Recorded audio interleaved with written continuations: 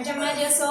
મને અત્યારે રસોઈ બનાવવાની છે તો મમ્મીએ કીધું છે કે પપ્પાને રોટલાના વઘારિયા બનાવવાના છે, એના માટે રોટલાના વઘારિયા બનાવવાના છે। તો પહેલાં રોટલા કરી નાખું અને પછી રોટલી, અમારા બધા માટે રોટલી અને સંભારો બનાવવાનો છે, તો બનાવી નાખીએ આપણે।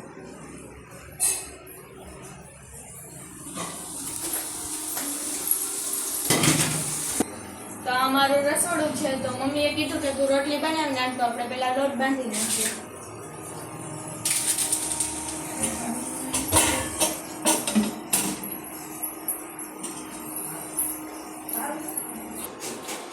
તો આ લોટનો ડબ્બો છે, એમાંથી હું લોટ લઈ અને ચારી લઉં, પછી લોટ બાંધી લઉં।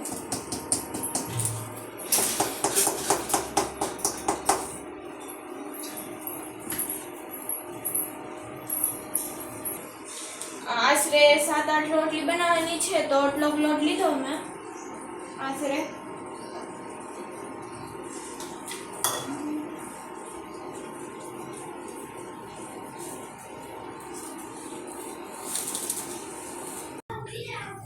હવે લોટ બાંધી નાખ્યો છે મેં, તો આને 5-10 મિનિટ માટે આપણે મૂકી દઈએ। અને મારો સંભારો પણ ચડવાઈ ગયો છે, આપણે સંભારાને ઉતારીએ। બની ગયો છે સંભારો। તો સંભારો તો મૂકી દીધો છે, તો હવે આપણે છે ને પહેલા ગરબો બોઈ નાખીએ। તો ચાલો ગરબો બોઈ। તો ચાલો આજે નવરાત્રીનું ત્રીજું નોરતું છે, તો આપણે ગરબો બોઈ નાખીએ।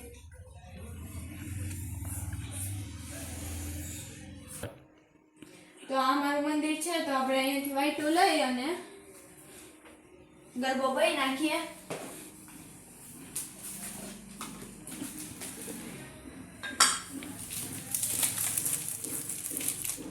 પેલા જે જૂની વાઈટ હતી એને કાઢી લઈ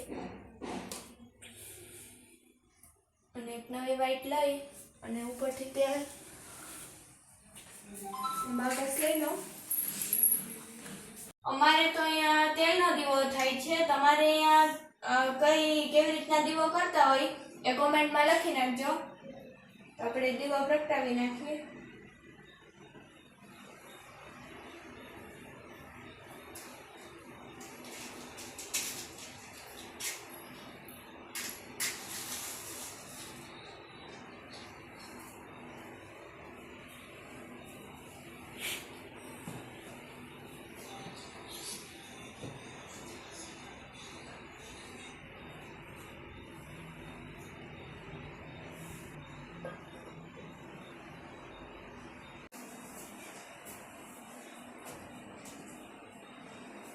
હવે આપણે મંદિરમાં અગરબત્તી કરી નાખીએ।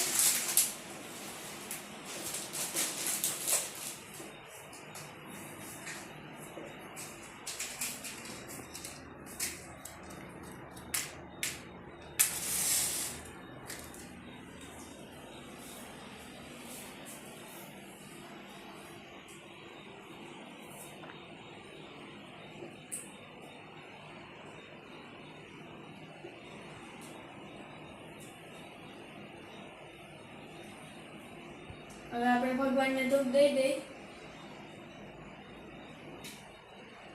પછી અગરબત્તી આપણે બારે તુલસીને ધૂપ દઈ અને બારે ખોલી દઈએ।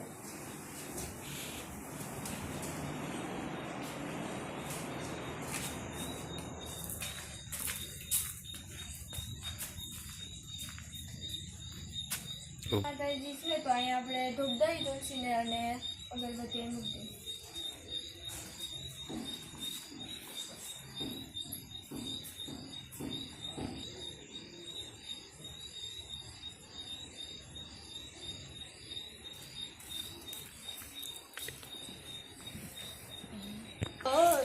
હવે લોટ 5-10 મિનિટ મૂક્યો, તો એ અત્યારે થઈ ગયો છે, તો આપણે રોટલી કરી નાખીએ।